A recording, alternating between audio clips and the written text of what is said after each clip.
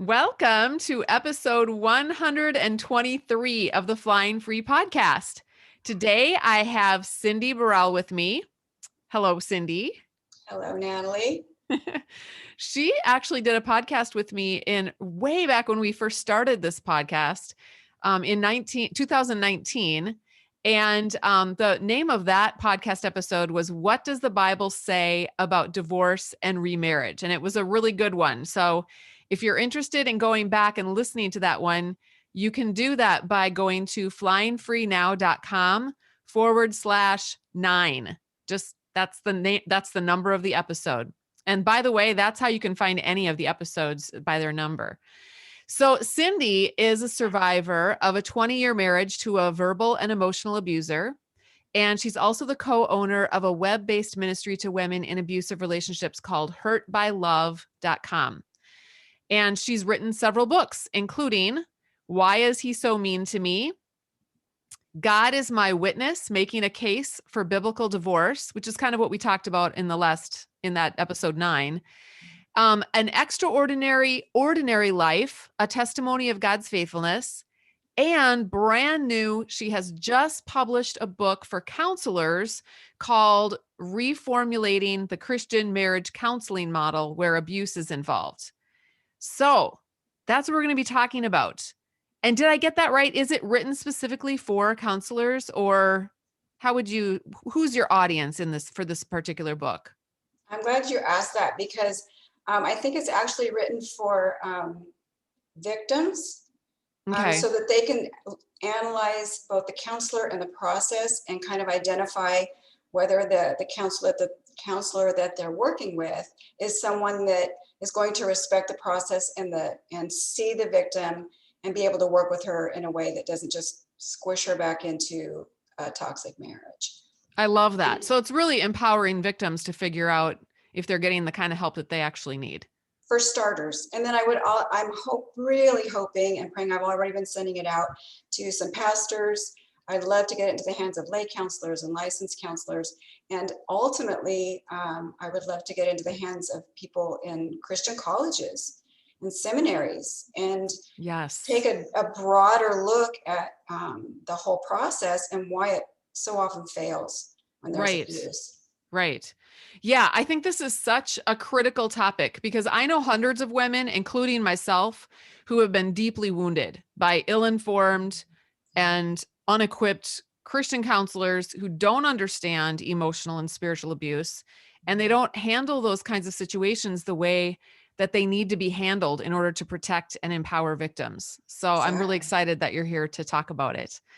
So why don't we dig in and start off by talking about, tell us where you think Christian counseling has gone wrong.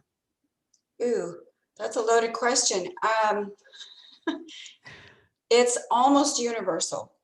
I just did a meetup online last week with Dale and Faith Ingram. I don't know if you know them. They did a book called Tear Down This Wall of Silence that relates to sexual abuse within the church and how it's covered up and hidden. In the Christian marriage counseling world, the priority is always, always, always to save the marriage, based on the notion that God hates divorce, which we've talked about. And in that, the abuser enters the arena with an advantage right off the bat. Because they both have the same agenda, right? Usually. Isn't it it's a little bit backwards. It's a little bit unfair to go into this. And so the whole process is directed in that vein. So automatically the victim will almost universally be the one who is called upon to be patient and loving and caring and forgiving, while the attention is paid to the abuser. And the general sense from the outset is the man has issues. He has anger issues. He must be struggling with some things. He has a background he needs to work through. And in the meantime, the victim is essentially set aside. Yep. She has no voice. And in fact, if anything, they try to squeeze her into this mold of making it work, being Right.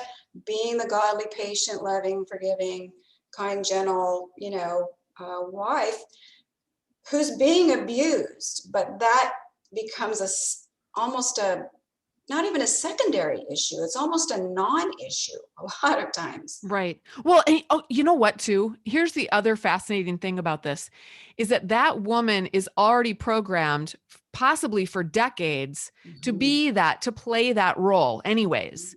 Yes. So her own brain is telling her, just go back, play the role, just go back, play the role. And then when she's got people that she respects or, in authority over her telling her the same thing, she just automatically goes and does it. She buys into that thinking because that's what she's already thinking in the first place. It completely sets her up for continued spinning around in the same circle. Yes. So it's abuse at the hands of her abuser, and then it's a secondary abuse kind of trauma to be Yeah. unheard, unseen. Your experiences are not worthy of even acknowledging.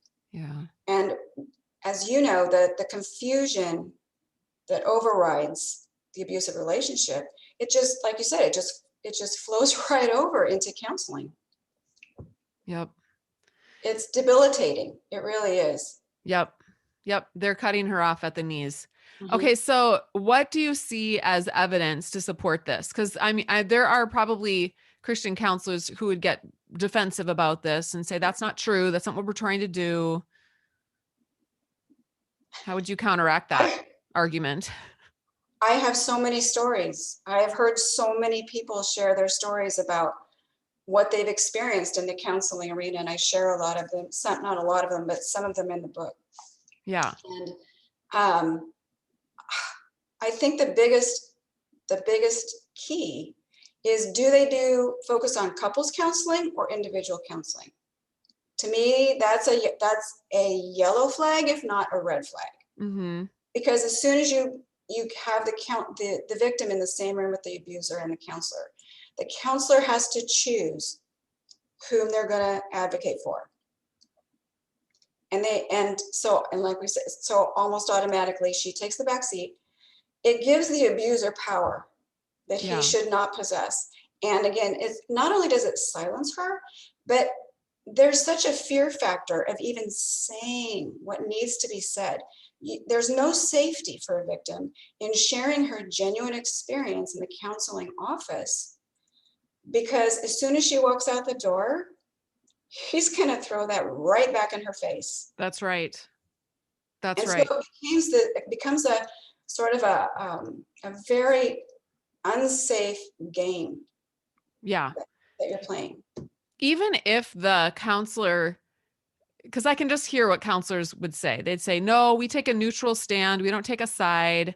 But even that right there is problematic when you've got an abusive situation, because then the counselor, because I sat in counseling sessions where I felt like the counselor was trying to be neutral, but in being neutral, they were not supporting me and what my husband had been doing to me for so many decades. They Yes. were sort of mutualizing the problem and making it something that we both had to work on, and, equal guilt on all sides. And it was obviously that's not the case when you've got an abusive situation. Exactly. And I talk about that in the book, and that generally the Christian counseling process requires the perception of fairness. Yeah. But the scale is already completely out of whack. So how do you create fairness out of that? Right. They have to try to even out blame and responsibility, but it's not accurate. Right. So to create the perception, you have to ignore the truth. Yeah. And you have to refuse to validate the victim's reality.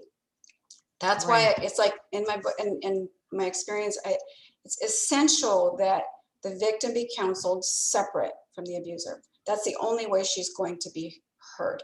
In fact, a woman on one of the Facebook pages I follow, she said she does counseling, and she had a husband and a wife in the room, and she posted the basic scenario that she was looking at and said, I'm trying to figure out who I should believe.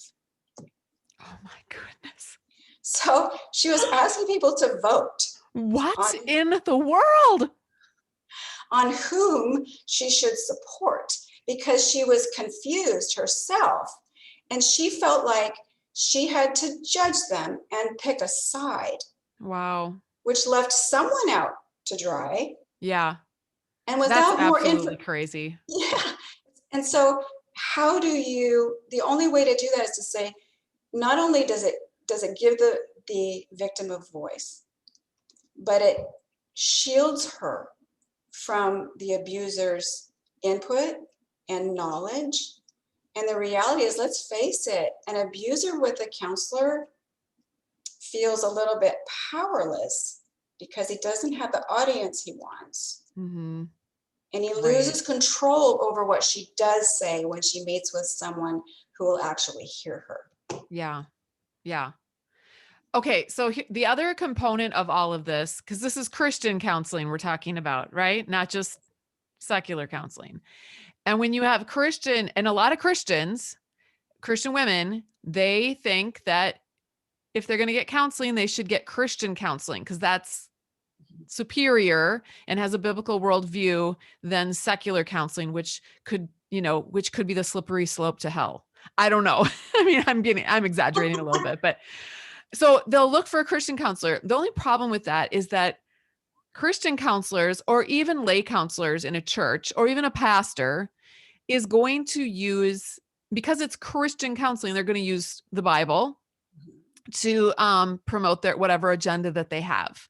Yes. And their agenda could be problematic, like on a, there's a spectrum, I think, of how problematic their agenda could actually be, but they will typically use the Bible then to get the victim and the perpetrator to buy into their agenda. So what are some of those verses that are like typically used? Can you think of any off the top of your head that are typically used to keep women stuck or keep them thinking, oh yeah, I really should get back in my place? Because the Bible says, God says. Oh, well, of course, the ultimate trump card is God hates divorce. Yeah. And they pull that one right out of the chute. They're going to hear that. That automatically puts the pressure on the victim to have to figure out a way to make it work. And of course, if you want to understand that, you got to go listen to the other podcast and see God's heart for marriage and divorce. They're going to hear, love never fails, forgive 70 times 7, love your enemies, pray for those who persecute you, love keeps no record of wrongs, and on it goes. Yeah. But we have to see those from a true biblical perspective. My favorite one is the one that says love keeps no record of wrongs from 1 Corinthians 13. That is a terrible interpretation. It actually says in the literal translation, love does not impute evil. And what that means is that love does not assign blame or attribute for evil that does not exist. You do not assign evil where it isn't really present. It doesn't mean you ignore evil when it is present. That's huge. That's when we hear. Yes. Well, it is. I remember I had finally started to write some things down because I thought I got to start recording this stuff because I couldn't remember. We'd have an incident. A lot of people, I've heard this from a lot of people too. We'd have an altercation and then my brain would literally, 3 or 4 minutes later, I couldn't remember what the argument was about or what just happened. I was so numbed out and so stunned. And so, anyway, I decided that I was going to start writing things down. So I would run up to my room and I would write down as many things as I could remember about what just happened. Mm-hmm. And then I would later on, like the next day after he was being nice again, the cycle, mm-hmm. I would tear it out because I would think, I don't want to look at this again. I don't want my kids to see it. And plus, I don't want to keep a record of wrongs. And this is like in my mind, that was like the quintessential keeping a record of wrongs, literally keeping a record of the wrongs he was doing. And yet in my program, and I'm sure you tell this to women too, in order to start recognizing the patterns of behavior that are happening in your relationship, you have to start writing things down so that you can track the patterns, right? Yes, Yeah. absolutely. That was where my first book, Why Is He So Mean to Me, came from, was reading my journals.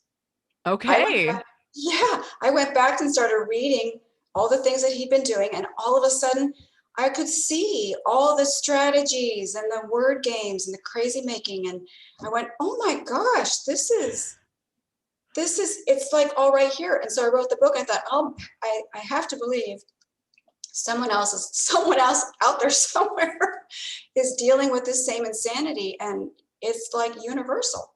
Yes, it is. The other one that kills me Crazy. is when people say, well, I've been called to love my enemies. Yeah. On Yeah. what planet should the person who swore to love, honor, and cherish you be someone, because an enemy is someone who's out to destroy us. Right. That doesn't add up. But you hear that Right. one all the time too.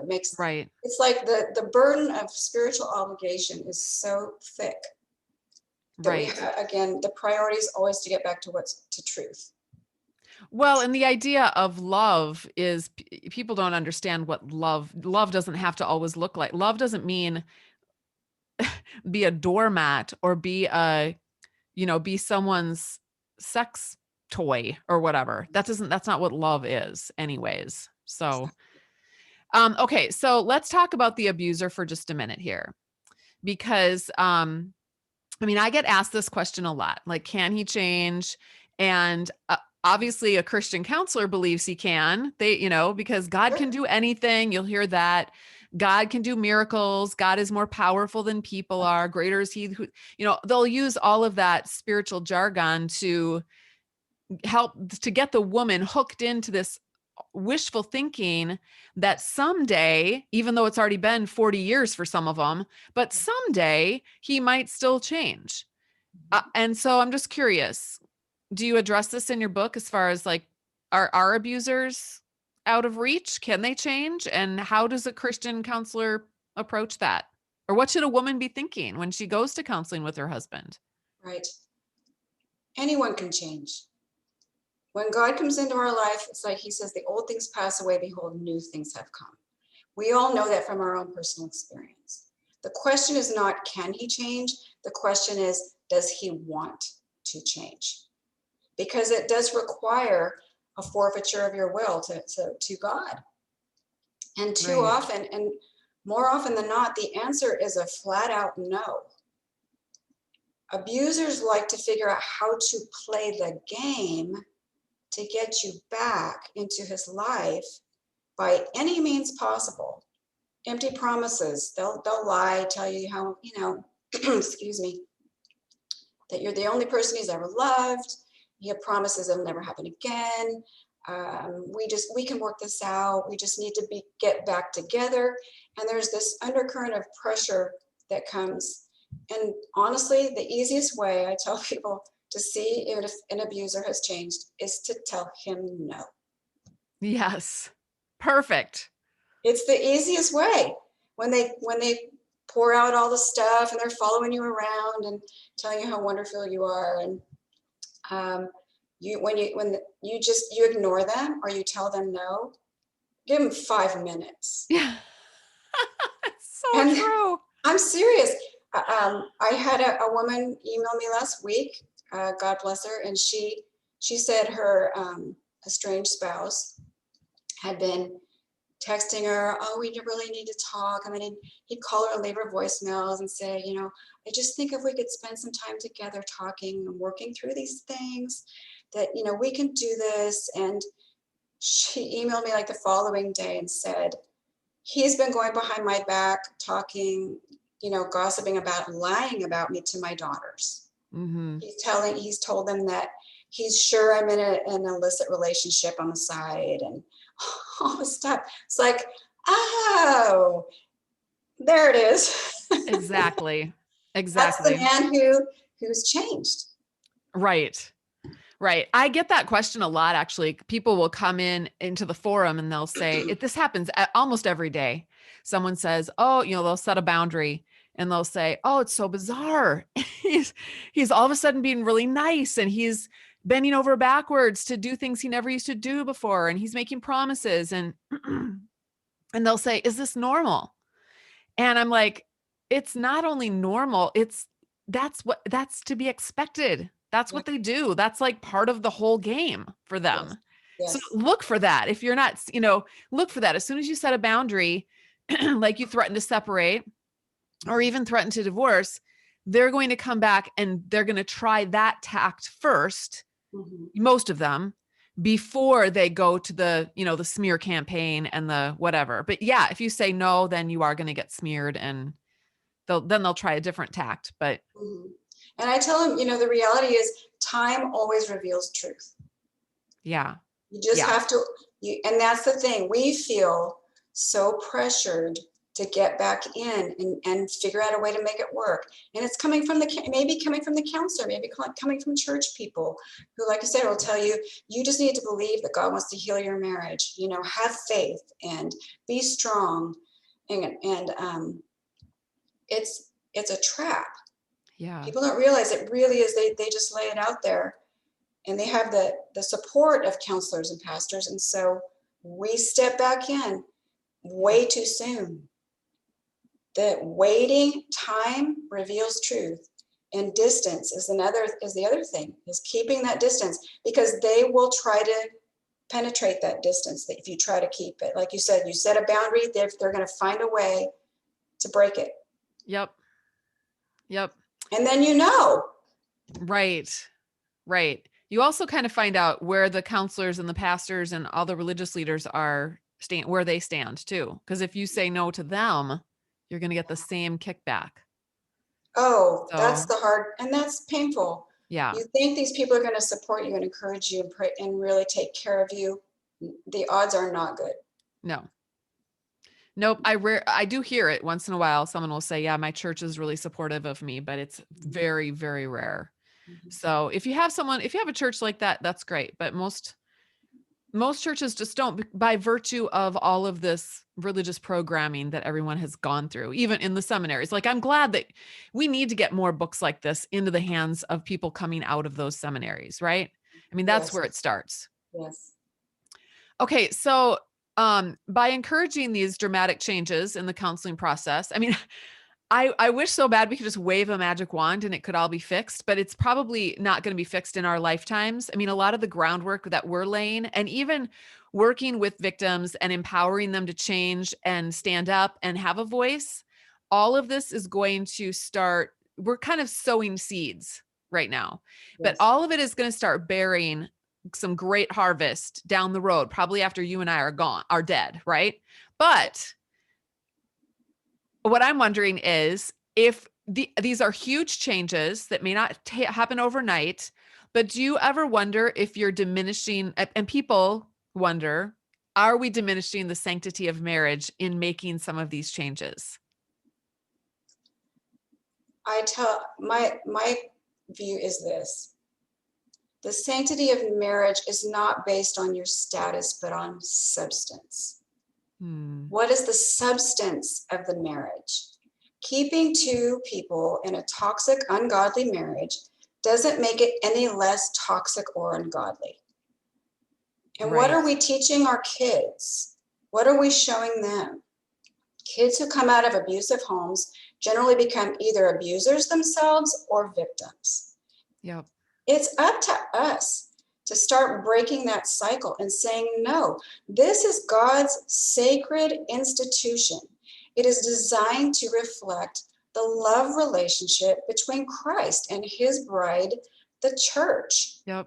So I'm not encouraging, willy-nilly divorce. It's like, well, I just don't, that's a whole different animal. Right. Talking about wicked people in God's holy, sacred institution of marriage, and trying to mesh that together and somehow pretend that that's a good thing.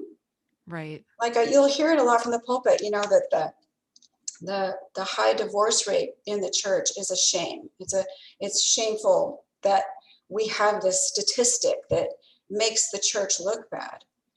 And I come at that from the complete opposite position and say, maybe the truth is that there are a lot of wolves in sheep's clothing that have been identified, and people in the body of Christ are saying no more.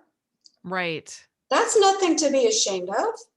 If that's the truth, then the reality of getting those wolves out of a home that should be the safest place on earth, then that needs to happen. Yep.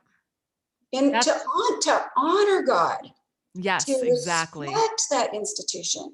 I don't, I've never told anybody, just go out and get a divorce. Right. No, we're talking about saving our children, literally saving lives. And it may not be physical, but and I do, the depth of harm of emotional abuse. And to know that our kids are watching, they're seeing these exchanges, they're seeing the hostility and the emotional cruelty, and they live in a home where there's fear. Yeah. There's a constant tension and an undercurrent of fear and unpredictability. You never know what you're going to get on a given day. Yeah. Yep. Does that sound like the heart of God for no. our homes? Absolutely not. Mm-mm. No. And that, unfortunately, I mean, I know lots of kids actually who don't even want to have anything to do with the church anymore because the church appears to be supportive of those kinds of abusive relationships. Yes. And a lot of the younger people are finally standing up and saying, well, I don't want to have anything to do with this. Like, Right. if that's what the church is all about, and if that's what God is all about, then that sounds pretty abusive to me, and I'm not interested in being part of it. So if the church really wants to make a difference in this world, they're going to have to set aside their abusive theology, I think. Correct. In fact, when you said that, a woman shared with me that her teenage son came to her and said, Mom, why won't you divorce our dad? And she said, because I feel like God would be disappointed in me if I did. And her son said to her, I don't think I want to believe in a God who would make us live this way. Boom. And that was her wake-up call, and she did end up divorcing her husband and rescuing her children. Yes. Yeah. Okay. Well, where can people find you if they want to learn more about, they can find your book on Amazon, correct? The book is, I'll hold it up for people who are watching on YouTube. The book is called Reformulating the Christian Marriage Counseling Model Where Abuse is Involved. It's on Amazon by Cindy Burrell, Burrell. I will put links to in the show notes. So this is episode 123. So you can find the links and the show notes if you go to flyingfreenow.com/123. And I'll have a link to her website and to some other things that she has to offer. But do you want to just tell us quick where can they find you besides your website, which is hurtbylove.com? That's the best place to find me. And I also want to mention, if it's okay, that I also do personal coaching. I don't call it counseling because I'm not a licensed counselor, but it has been amazingly successful, and not for me, but for the people who come to me. It's just so beautiful to be able to just help people identify the truth about where they are, wherever it is, and to be able to just come alongside them and comfort them and validate them, and then watch them find their truth and go back to God. And so I love that part of my job. And you don't use Bible verses to beat people over the head either, I bet. Oh, all the time. No. So how do they find? Oh, go ahead. That's not God's heart, is it? No. So how can they get hooked up with you that way? Where would they go? Oh, there's a tab on my website at Hurt by Love, and they can contact me or email me, and we can schedule a time. And I've had some women literally figure it out in one session. Wow. They're good. It's like just walking through it, and they're like, "I've got it. I get it. I'm good to go." I'm just like, "Wow, that's fabulous." Yes, that's fabulous. God's truth is everything. Truth is everything. Well, I just want to thank our listeners for listening to this episode of the Flying Free podcast. And if you'd be willing to do our team a favor and head over to Apple Podcasts and leave a rating and review, we would so appreciate it. Those reviews play such an important role in helping other women of faith find this podcast and get the help that they also need to navigate their own destructive relationships. So we just want to thank you in advance for supporting our podcast in that way. And don't forget that we do have we've got 123 episodes now to listen to, as well as a lot of articles on the flyingfreenow.com website.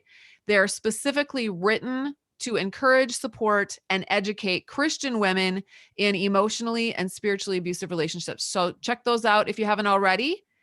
And thank you again, Cindy, for being on the podcast. It's been a couple of years, but it's been almost exactly 2 years. So it's been a while, but it's great to have you back. And I'm excited about your new book. And I hope and pray that it makes a huge difference in the world. I hope it changes the world. I really do. Thank you. We're in this together, girlfriend. That's right. All of us, even the listeners. I mean, people's lives are changing and we are making a difference. So it's very, very exciting. Yeah. All right, you guys, until next time, fly free.